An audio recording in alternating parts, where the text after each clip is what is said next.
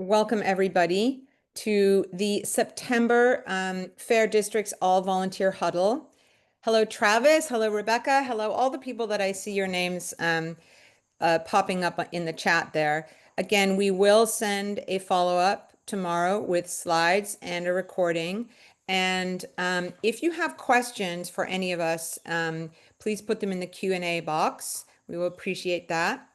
And I'm just going to go ahead and get started. So what we're going to talk about tonight. So, um, you know, it's Groundhog Day as far as redistricting is concerned in Ohio. We're going back and we're drawing another map. So we want to talk about that. And first, we want to just talk about the congressional map that we have now. It's a rigged map. It's a gerrymandered map. Why do we say that? What's bad about it? And then what would a better map be? And so Colin from ACLU is going to talk to us about our current map, and Sarah Andre from Common Cause National is going to talk to us about better maps, good maps. And then we're going to talk about the process also, how this is going to work this time around, and how we're going to push back, what our plans are for pushing back. So without further ado, I'm going to start off by just explaining why it is that we're drawing congressional maps now. So I think you all remember we drew many sets of legislative maps, Ohio, House and Senate maps, but the final set that were drawn had bipartisan approval. And so those maps are set through the next census until we have new maps in 2032. But the congressional map never had bipartisan approval. And so it was only valid, according to the Ohio Constitution, for use in 2022 and 2024. And so now here we are again, drawing another map, another congressional map. And this is our very brief outline of our process. And I am going to show you the three different times that, the three different kind of silos for map making. They have three attempts. This map includes our efforts, including Fair Maps Day, which we're going to talk about more later. But the first deadline for maps is September 30th. The second deadline is October 31st, and the third deadline, the final deadline, is November 30th. And as we're going to see in this chart here, the first attempt to draw a map is in the General Assembly, but it would require 50% vote of the two largest parties. So as you can imagine, it's fairly unlikely that we're going to have a map that 50% of Democrats and 50% of Republicans would agree to. So then it goes to the next stage, the next try, and that goes to the Ohio Redistricting Commission.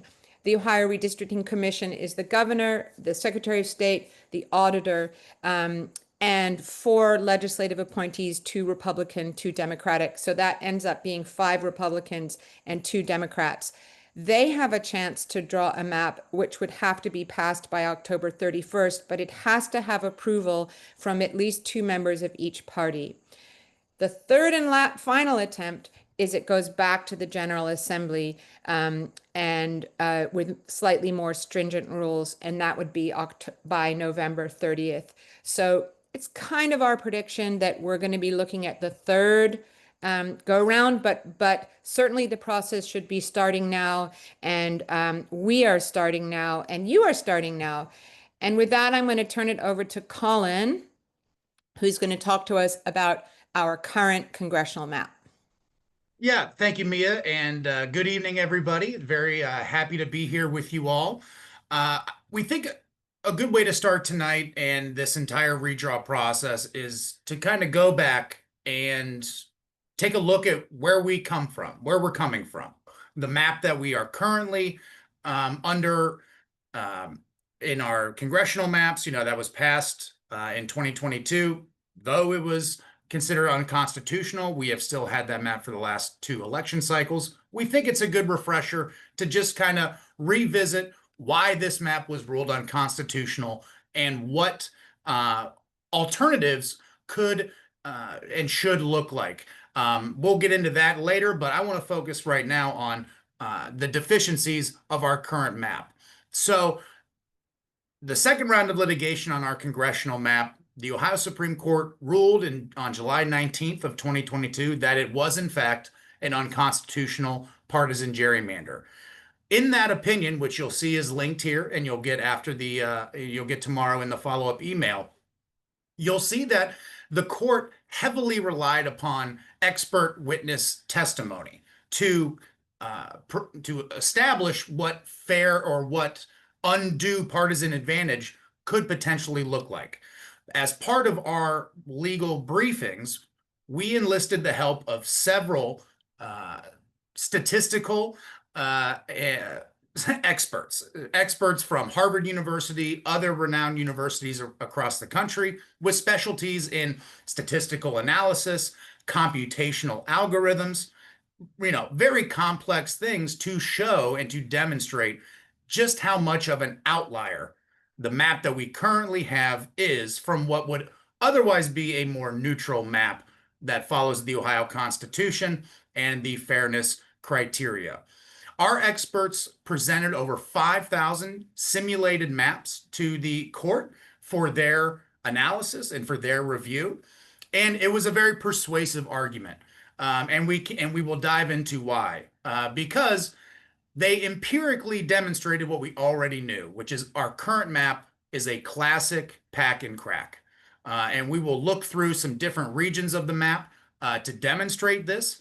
And we will also talk about what our experts were able to find when evaluating the current map as opposed to a different fair map. So, Mia, thank you very much. So, on the half of your screen here, you'll see a screen grab of the larger Columbus area. Specifically, I want us to focus on districts 3 and districts 15, and you'll see that here on the map. Again, when our experts created parameters for their computer programs to create 5,000 simulated maps, the only parameters they put into their algorithms were the requirements in the Ohio Constitution, meaning county split requirements, partisan fairness requirements, municipality lines, geographic parameters, and then also, the parameters for partisan fairness in the Ohio Constitution. And then they compared all of those plans to the map that was ultimately passed and implemented, and which we see here. And the results were astounding, frankly. So to focus in here momentarily on the Franklin County, Columbus metro area, our experts identified that Congressional District 3 up here in the upper right-hand corner of Franklin County was more Democratic, meaning it had a higher Democratic vote share than 89.6% of the simulated districts in their 5,000 simulated plans. Conversely, the Congressional District 15, which you'll see here is, I can't even come up with a anthropomorphic example of what District 15 looks like. It's just a hodgepodge. But you can see here that comparing District 15 from the simulated plans to the current plan, the current plan has a Republican vote threshold, which is 99.4% higher than any of the simulated districts, meaning this is one of the most Republican districts you could feasibly create from the second portion of Columbus and Franklin County, because we know Franklin County and Columbus are too large to be contained in one congressional district. You have to split it up. The District 15 we see here has a higher Republican vote share than 99.4% of the simulated plans that our experts' algorithm created. Similarly, when we see and we wonder, well, how does that happen? Well, we look at the next bullet point and we see that District 15 is less compact than 98.9% of all District 15s in the simulated plans. I mean, and you can see why. I mean, it is an absolute travesty. It doesn't make any sense. It does not adhere to any semblance of communities of interest. And our experts also touched on that point as well, where, and this is a quote, the splitting of Delaware County north of Franklin County was an outlier in their simulated map plans. However, we see here that's exactly what happened in the current map. We split Delaware County east and west, broke them into different districts that spanned from Lima all the way to Jefferson County. So, it's a significant disruption in Delaware County and their community of interest, which is a Metro Columbus County. It is a, fast growing part of the state that should not be divvied up to, western and eastern borders of the state. We can go to the next slide, Mia. Next, I want to focus on the Northeast Ohio area, and in particular, Cuyahoga County and the surrounding metro area. Again, we're using those 5,000 simulated plans to evaluate the current map. You'll see this is the current county lines. And we'll see that Congressional District 11, the Democratic seat in Cuyahoga County, is more Democratic than nearly 99% of all simulated plans. Meaning they packed as many Democratic voters as they could into that single district. And what was the downstream effect of that? Well, we'll see here, Congressional District 7 is more Republican than 100%. 100% of all simulated districts, with the second highest Cuyahoga County population. The experts go on to say that the prevailing method of dividing Cuyahoga County, because again, its population is too large, is to have a much more compact district, and that both congressional districts 11 and 7 here are, quote, both districts that are significantly less geographically compact than the vast majority of their geographic counterparts in the simulated plans. So we're seeing a trend here. You're packing as many Democrats as you can into one district, and you are creating vastly non-compact, sprawling districts to over-include Republican vote share in the second district from those large urban counties. And so we're kind of seeing the same playbook here. And we'll go to the next slide, where unfortunately it's more of the same. And we're looking here, of course, at Congressional District 1 and Congressional Districts 8 down in Hamilton County. And the experts once again highlight the non-compact nature of these districts and the reasons, or their perceived reasons for them. Namely, Congressional District 1 in the current map is nearly twice as less compact. I know that's an awkward phrasing. It's nearly twice as less compact as the simulated plan, and they actually include their metric for how they create a measure for lack of compactness. And you can see here, a higher score is better, meaning more compact. You can see here that the current map is very low, and the simulated maps have a much more compact district. And that is because the prevailing configuration of District 1 in the simulated maps was to have Hamilton County mostly wholly contained in a single district. Hamilton County has a population of just over 800,000 people, meaning that we should expect nearly all of Hamilton County to be in a single district. And instead, we see here this winding line dissecting the county of Hamilton almost directly in half. And that's because they needed to create a less compact district that we see here drops expected vote shares from I would say still competitive to a toss-up race. And so our experts concluded that the current map cracks and packs specific voters into non-compact districts to achieve undue partisan advantage. And that was a persuasive argument for the Ohio Supreme Court, which led them to striking this map down in its entirety, not just the districts in Hamilton or Franklin or Cuyahoga. In its entirety, partisan advantage was pervasive throughout this map. And we see here in just these three examples how that was able to come to be. So that's a little bit of a refresher as to the problems with the map. These are certainly not all of the problems with the map, but these are some of the things that the Ohio Supreme Court took keen exception to when they were evaluating and ultimately invalidating our current congressional map.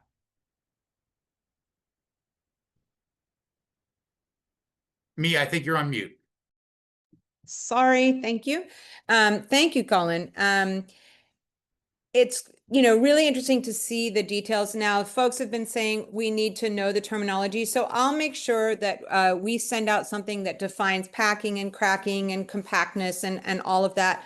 But essentially, packing and cracking, it's just if you only need 50% plus one to win, but you put all of your opposition, you pack many, many more than necessary into a district, you're kind of throwing away those extra votes because that's called packing. And if you take your opposition and you put a little bit in this district, a little bit in that district, a little bit in that district, and you crack them so that they can never actually win, that's called cracking. So those are the two main things that we see when we see gerrymandering. And then, of course, compactness, which Sarah is going to talk about, and other things.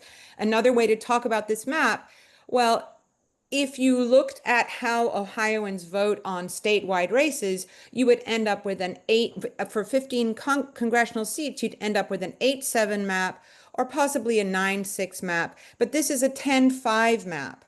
But what is frightening, so 10-5 maps. So we're going to draw maps again. So we have an opportunity to make it actually fair. We have an opportunity to move from 10-5 to 9-6 or 8-7. By what I'm saying there is Republicans and Democrats. 8 Republicans, 7 Democrats, or 9-6, or 10-5. But unfortunately, what we're hearing is that the majority who are in charge of this, in control of this process, instead of using this as an opportunity to create a fair map, are going to use it as an opportunity to create an even more unfair map, possibly 12-3 or 13-2. So that is why we are, outraged and mobilizing and trying to push back against this. And with that, I'm going to move on to Sarah. Who is, I think this slide is hanging out here from a previous thing, and I'm gonna move on to Sarah here. Well, and one of the things I just wanted to highlight is that we are so blessed to have Sarah Andre with us. She is going to provide us a good overview of like what to look for in a good map. Sarah is a wonderful research specialist and she's focused on all things maps. So we're very glad that she's here. And she may be able to talk a little bit more as she's going through this process about packing and cracking. And what are we talking about when we're talking about compactness versus non-compactness? And with that, Sarah, please take it away. Thanks, Catherine. So what makes a good map? Of course, a good map and a legal map adheres to all applicable state, federal, and constitutional law. Per constitutional law, a congressional map needs to be of equal population, and that means each district has to be nearly the same amount of people and can only deviate by one person. Oh, Mia, sorry, I don't know if you were adding something. Sorry, no, I was just waving goodbye to Colin, who's going for baby duty. No, so moving on to federal law, Section 2 of the Voting Rights Act of 1965 prohibits cracking and packing. And to explain that again, when someone is trying to gerrymander districts, they, as Mia explained, they either try to shove a bunch of people into a district so that, for example, they may only have one district that gives them an opportunity to elect their candidates of choice. Whereas if they were evenly dispersed, maybe they would have 2 or 3 different districts that gave them that opportunity. And cracking is kind of the opposite of that, where a community that might be able to say have a 55% majority in a district is split among 2 districts so that their voices don't allow them to elect a candidate of their choice, whereas if they were kept together, they would have that opportunity. As far as Ohio state law requires districts to be compact. And what compact means is that their districts are kind of in a neat, even shape. They're not looking like a snake or that dragon that we were looking at earlier. And compactness isn't everything, because districts do have to meet all of the requirements, and that might require districts to be a little bit of a funny shape, or maybe the natural boundaries of an area or the natural boundaries of a state requires districts to look a little squiggly. But they must try as much as possible to create districts that are compact. State law also requires districts to be contiguous, and contiguous just means that you should be able to travel throughout a district without having to leave that district. There shouldn't be any holes within that district. And Ohio law also requires maps to preserve political boundaries as much as possible. So cities must be kept whole as much as possible within one district. And then state law gets very specific with counties. 65 counties must be kept whole. 18 counties can be split only once, and 5 counties cannot be split more than twice. And as much as possible, at least one whole county should be included in each district. And other things that make a good map. Give me one moment. Something's going on with Apologies. the slide. I do No not know. worries. I will try to fix it. I think it's doing something. Anyway, carry on if you can. And I will Yeah, try to I'll keep fix it. going. Yeah. So other things that make a good map. A good map keeps communities of interest together, and we can kind of go back to cracking with this. Good maps don't split apart communities that have common interests, and those common interests can be social, cultural, historical, or economic, such as neighborhoods, cultural districts, and areas with shared public policy concerns, like environmental concerns, educational concerns. And the thought was that with that is, of course, that these communities have similar policy needs. Their representatives should be able to adequately address those issues in the legislature and in Congress. And if you were to split apart these communities and they were not constituting a large enough contingent of this district, their needs might get drowned out by other communities in that district. Good maps also keep political subdivisions together as much as possible. And this kind of goes back to what one of the Ohio state requirements is. Boundaries such as cities and counties should be kept within districts as much as possible.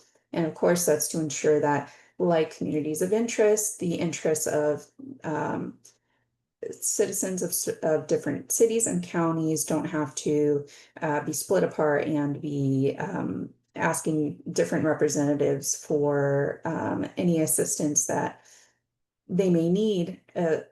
People within cities or within counties may have shared needs based on being a part of those distinct communities. Good maps also follow natural boundaries. So for example, this would apply more to a state like Colorado, but if there's a huge mountain range that divides certain areas, or maybe a very large body of water, it wouldn't make so much sense to include areas that are split by those natural boundaries together if it's either literally not feasible to travel throughout that district, or whether you have limited means to do so. And of course, the most important of what makes a good map is that maps do not consider political candidates or political parties. They focus on people's policy needs and not those inside interests of politicians and parties. So this is an example of what we would call a good map. And this is our first place winner from the 2021 Fair Districts Congressional Map making competition, excuse me. And that is a map made by John Hagner.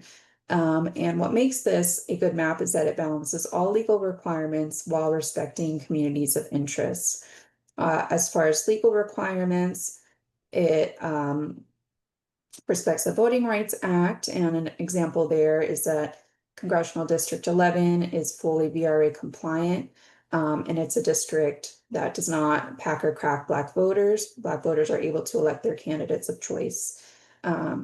Additionally, it also complies with the Ohio Constitution, so it stays entirely in I don't want to mess this up because I'm from California, Cuyahoga County. Is that correct?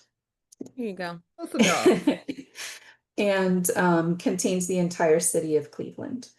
Also, it aligns with state requirements. So Congressional District 1 and 3 are wholly contained in their counties and keep cities whole.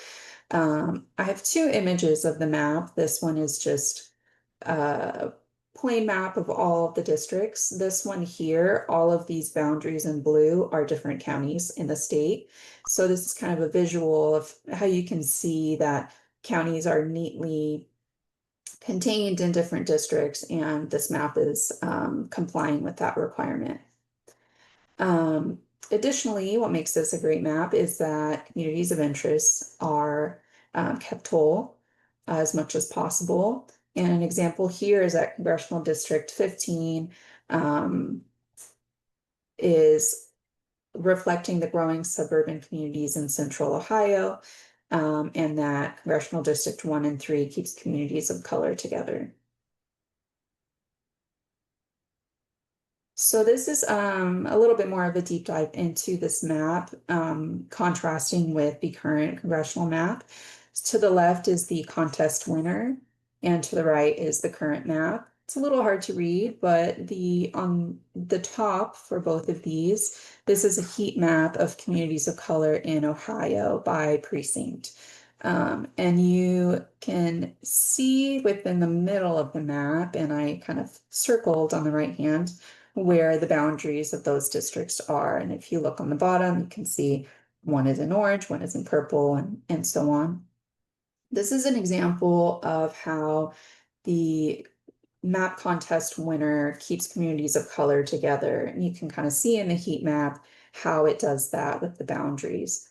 On the right side, you can see the current map divides those communities within that little circle, within a little squiggle there. So it's kind of a visualization of how cracking works basically, and how our map winner has drawn a map that adheres to better map making standards.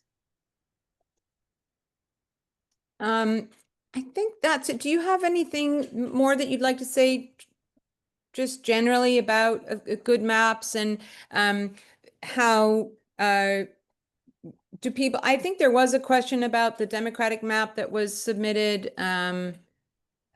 yesterday. Yeah, I was able to take a quick look at it. I don't have substantial amount of things to say about it, but I can say that from a first glance, it looks like that map scores better than the current map on proportionality, and that refers to partisan makeup of the districts, more so reflecting voters and not reflecting partisan gerrymandering. So it scores better on proportionality. It also scores better on compactness and scores better on representation of communities of color. And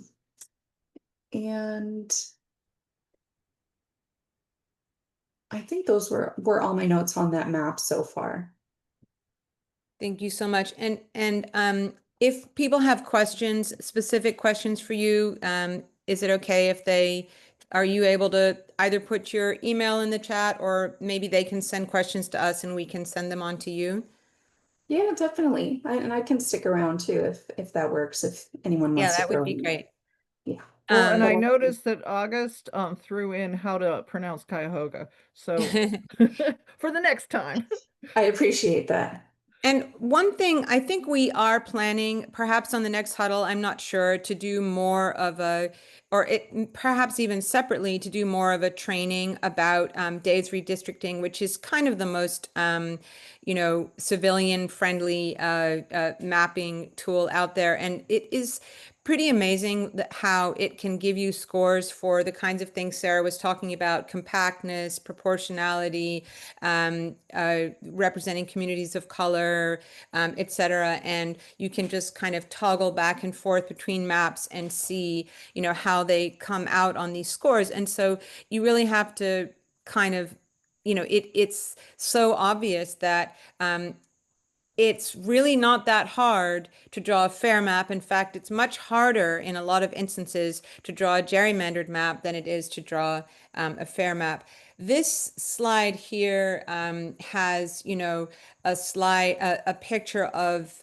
there are different maps that have been kind of circulating as like, well, what do we think the Republicans are going to be doing, or what are the maps that they're kind of making behind the scenes? This is one that circulated. Somebody sent me another one the other day that was actually only had two Democratic districts. So, you know, clearly,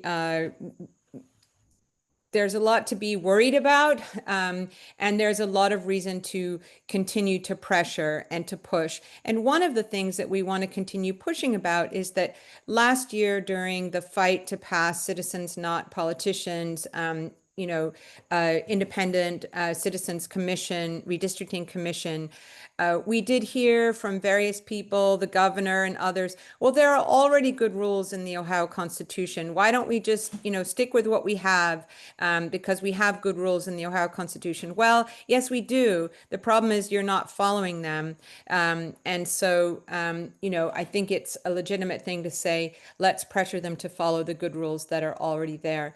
So fair districts really sees us as having two opportunities to pressure about the map making: before the maps are drawn and after the maps are drawn.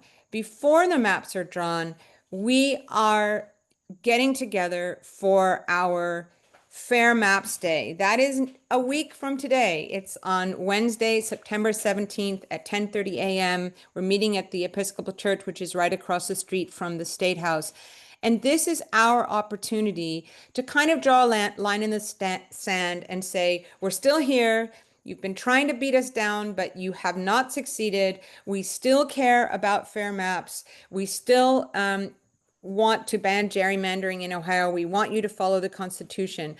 We are looking to get at least 500 people there because we want, and this is, I'm letting you in on a little secret here. We want to encircle the Statehouse. We want to have a circle around the Statehouse of our powerful redistricting advocates who have come to say, draw fair maps, get started, get to work. The redistricting calendar has already started. You have a map that's due in 13 days that you should be working on.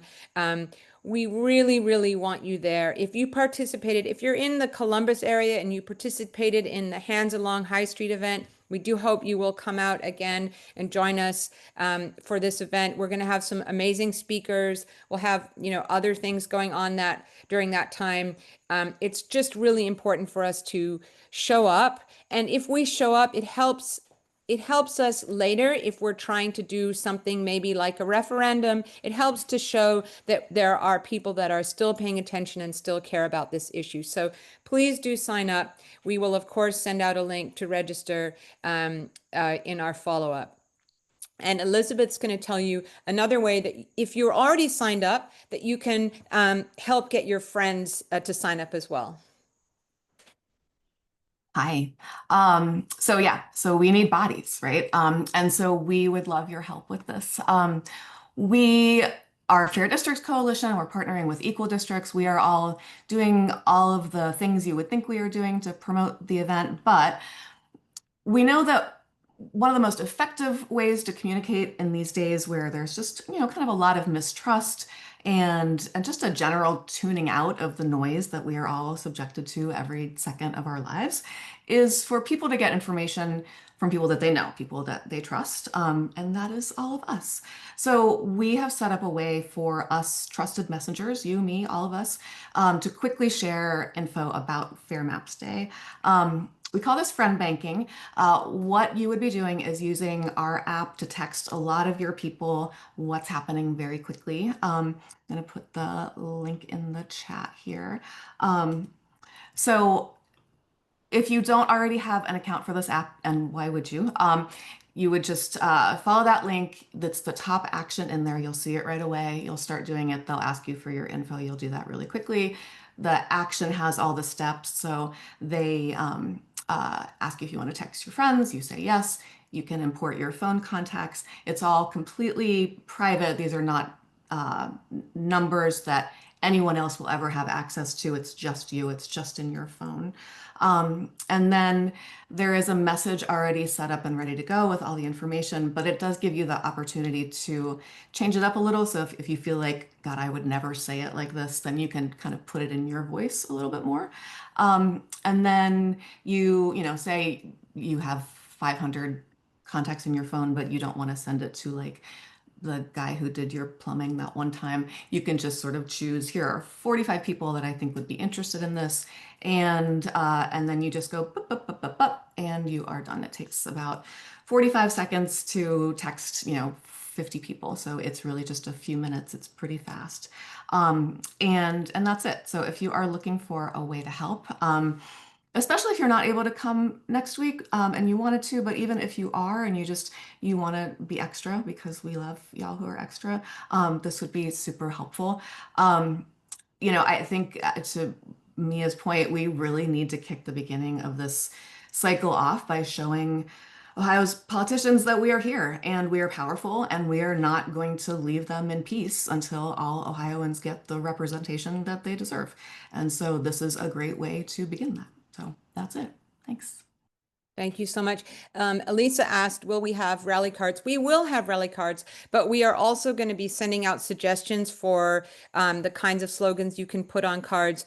We're going to have a few t-shirts for people who are new to this issue and don't already have some kind of anti-gerrymandering t-shirt. So if you have been in this fight for as long as me or as long as Catherine or as long as any of the other people on this call, and you have a shirt from 2017 or 2018 or 2021 or 2022 or 2024, please wear any of your anti-gerrymandering t-shirts so that we have enough to go around for everybody. And just sign up, ask your friends. We really appreciate it. We think it's an important event. And then Catherine's going to talk about submitting maps and what's going on with that.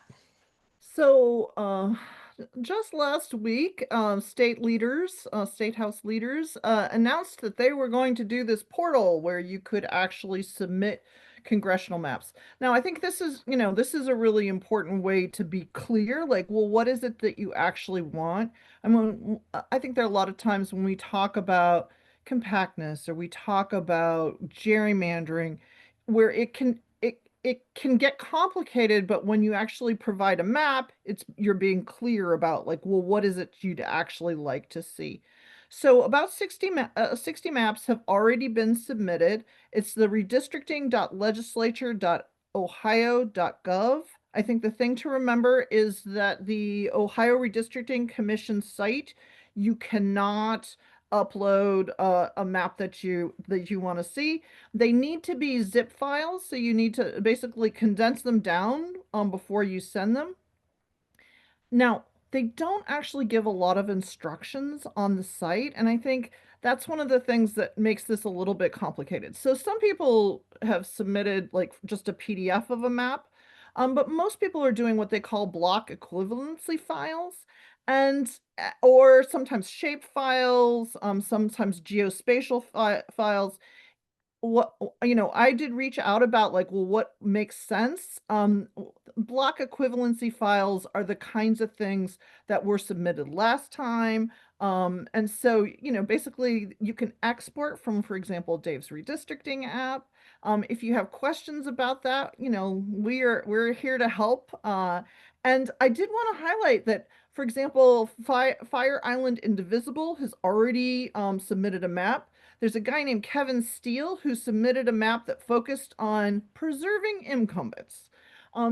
Addison Morell from the Tuscarawas Republicans submitted a map. Andrea Thomas, Andrew Thomas, and I love this. This is the Rhino Mayor of Ohio, is how he described himself. He created a map that's 12R and 3D, so 12 districts that favor Republicans, 3 that favor Democrats. And Mark Oben from America First Insight did 13 that favor Republicans and 2 that favor Democrats. And so as you're thinking about, well, why should you actually submit? I think it's important to think about submitting your map just so that we are sure that the map makers actually see some good maps, and have, something to work on, as, something to look at. If you go to the next slide, Mia. I think one of the things I mentioned in the next slide was just making sure that you were going to the redistricting.legislature.ohio.gov, because the other site is not accepting submissions. And then, just basically that we should be able to take information from Dave's redistricting app and provide kind of block files, and that should be adequate. But you can also do shape files or JSON. And so, one of the things I did, and I kind of went through to see how people had submitted it and what they actually did. And I like the idea that they had both the pictures and the shape files and the data files. And so for you maptivists out there, get to work, submit a few maps. And any Catherine, questions about kind of the process or how that works? well, I wanted to ask, and because I know that folks want to know about fair districts, and if fair districts and equal districts and the groups that are, organizing against gerrymandering, if we will be submitting maps. Yes, we will be submitting maps. This is one of the ways, a picture is worth 1,000 words. And so submitting a map, and I expect there will be maps. I think one of the things that's really important as we have these conversations is there are all sorts of choices that are made when it comes to creating good voting districts. And what we envisioned in 2015 when we passed, state legislative redistricting reform, in 2008 when we passed congressional, is the maps would improve based on the content that they received, like public submissions, public comments. And so, there is no absolutely perfect map, because what you need is to get as much input as possible from the public so that the maps would change based on what the commission or what the map makers hear. I noticed that there was somebody, was it Andrew Green, saying that he's going to submit very soon. I really encourage all of us to actually, consider doing it. And also, we will have opportunities to testify. And one of the things that you can do when you testify is talk about, well, what is it that you actually want to see? I'd like to see my community together. I would like to see something that doesn't favor incumbents. The idea of being very clear about, well, what is it that we actually want? Why why do we want compactness? It's not because, we're worried about a perfect mathematical score. We want our communities to be well represented. We don't want our votes to be manipulated. Sarah, is there anything you want to add here as I'm going along? No, I think you were covering it pretty well. If anyone has any questions about what these types of files mean, I'm happy to answer those questions, or provide an example. Yeah, but I think nothing else for me. All right. Well, And Mia, if you want to let's- move to the Yeah. next one. Yeah, well, hold on. So Andrew just put in a comment in the chat, which I think is really interesting, that he made a spreadsheet that compares all the maps that have been submitted so far, and they all have links in Dave's. And what that means is that you're actually able to open them in Dave's and look at them, and also look at their scores on different measures. So we will either on the next huddle or separately do some kind of training about Dave's and also do some examination of these maps. And I just want to encourage people who maybe haven't done this before and haven't, feel like, well, the deadline's already coming up, I don't have time to learn about this or submit a map. It's they're not going to be ready by the end of September. We still have time. You have time to figure out Dave's with help and submit maps if you want. So, and now finally, I will move to the next slide, Catherine. Well, I also wanted to highlight that one of the things that happened today is that the Speaker of the House and the Senate President announced that, in fact, they are going to hold a hearing of the Joint Committee on Congressional Redistricting. So this will be on Monday, September 22nd. What they didn't provide is the time. So unfortunately, I can't give you a time on that. But as soon as we know, we will be sharing information about this. Now, one of the things we know about these meetings is they can be the kind of meetings where it's like calling roll. It can be an attendance kind of thing where they're like, who's actually here? They may also structure it so that we can provide testimony. So for those of you that were thinking about testifying and getting ready, this gives us an opportunity. We'll find out like what it is that they actually have in mind for this meeting. But I hope very much that this will be an opportunity for them to hear directly from us. Anything else you want to add, Mia? Nope.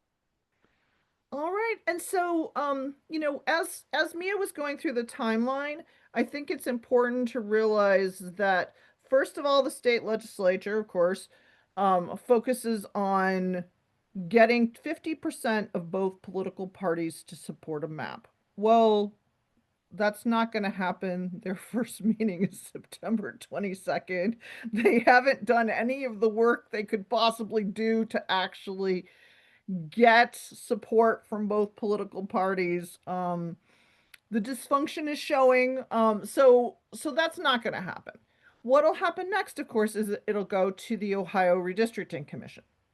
Now, if the Ohio Redistricting Commission, including governor, auditor, secretary of state, and legislative appointees from both political parties from both the House and the Senate, one of the things that is important there is that, in fact, in this case, you would need 2 Democrats and 2 Republicans to pass a congressional map. If not, it then goes back to the state legislature. And when it goes to the state legislature, that's the point that it can be passed as a simple bill. And if it's passed as a simple bill, and if it is particularly egregious, it is possible to do a referendum. So, we're one of those wonderful states that has direct democracy. We have the ability to collect enough signatures, and actually, Ohioans could veto a map. And so, the stats are enough to make you think twice before doing this. And I think it's worth remembering how hard it is to do a referendum. Some of us were around in 2011. In 2011, that was the Senate Bill 5, and, million signatures were submitted, but it was an enormous, enormous drive to do. So it's important to, to know how incredibly complicated this is. There's also, you have to do it within 90 days of when it's signed, and it's not like you're immediately approved to begin your signature collection.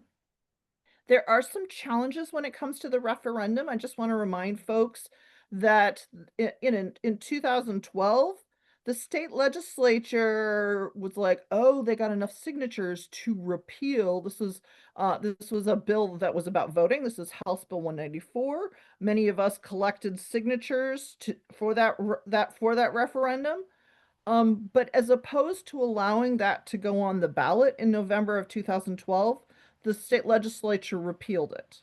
And so it's important to remember that, like, just like, Ohio Secretary of State and the ballot board coming up with really problematic language, that there are moves and counter moves. And I think it's worth knowing about that.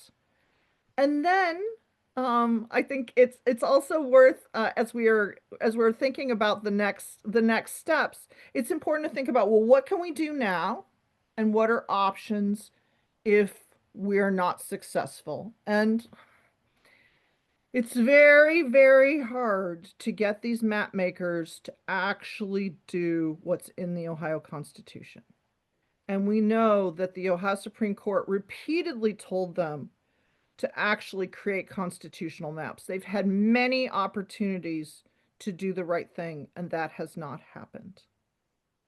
And that's kind of one of the reasons why we're hoping to have a big turnout at Fair Maps Day. We understand very, very clearly how intransigent these folks are and what a steep hill it is that we have to climb. But even putting them on notice that we have people and we have energy and we have commitment to let them know that, we're thinking about a referendum, that it's in our toolkit. We know how hard it would be. But the thing is, even if we get a referendum on the ballot, just getting it on the ballot, it doesn't have to pass yet. Just getting it on the ballot means that in 2026, we would have to use the current congressional map. And at 10-5, that's a hell of a lot better than what we think they are going to be sending us. It's kind of sad that after Colin told us all the bad things about our current map, that it looks better than what we're expecting, but that is the case. So this is one of the reasons we're talking about a referendum, is just because it would be one way of staving off the worst, that could be there, and just coming out and showing that we're still paying attention is really important. And this is just Catherine reminding that. Yeah. Oh, so I just wanted to remind people that in 2011, there was an effort to referendum the map. So the one that is on the left, that was actually House Bill 319. So it was passed, but what happened is that almost immediately Democrats began collecting signatures, and there was a real push to get enough signatures to so that the map could be vetoed. But this is the other thing to remember about a referendum. The maps that are passed in November, the signature collection happens in December and January and February. And what happened is, they got started, but, it was just too much. So they came to the table and engaged in a compromise. And I just want to, as we're thinking about compromise in this particular case, I just want to remind folks that the 2011 map, that map, the snake on the lake, and, Jim Jordan's duck district, that was a compromise map. Right. And so if, a citizen group was to begin a referendum, a compromise would not necessarily benefit. There wouldn't necessarily be a benefit. And so I thought it was important that you all knew that. So we've been at this a long time. We understand the difficulties, but we're still fighting for it because it's so important. And the reason that they keep gerrymandering is because it's the thing that keeps them in power, and it's the thing. It's the thing that they use it's the baseline for all the other problems. So that's why we keep at it. That's it, folks. Our next huddle is on October 8th, but we really truly do hope to see you on September 17th. That's next Wednesday at the Statehouse. It's just, arrive at 10:30. We're done by 12:30. I know that folks asked about a Fair Maps Day around the state for folks who don't want to have to travel for a long way. We're going to do this one first. We hope that you come. I know that there's a caravan of cars coming from Dayton, which is exciting. If you're interested in carpooling from Cincinnati, I have had a question about that. Please email me. I can put folks in touch. I'll put my email in the chat, or you'll get it in a follow-up tomorrow. But we hope to see you there. And that's it. Thank you so much. Any last comments from anybody? Well, I just hope to see everybody next Wednesday at the Statehouse. I think it's time for us to make some noise and push back. We deserve Absolutely. fair districts and fair elections. We certainly do. Thank you all.